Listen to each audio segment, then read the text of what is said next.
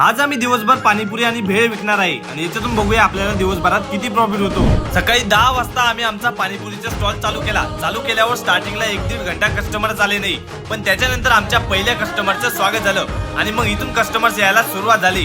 एक नंबर। असं करता करता 12:30 पर्यंत आमचा गल्ला 150 रुपयापर्यंत पोहोचला आणि 2 वाजेपर्यंत आमच्याकडे फक्त 200 रुपये जमा झाले होते।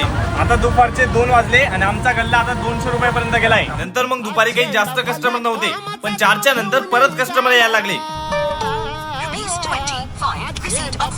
आणि आता 5 वाजेपर्यंत आमच्याकडे 600 रुपये जमा झाले।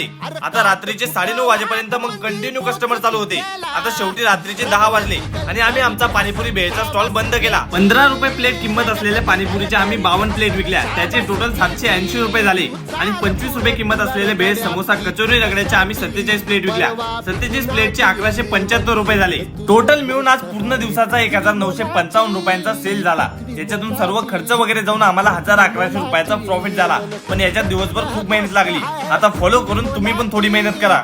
चाल पुढं तुला रगाड्या कशाची परवा हवी कुणाची।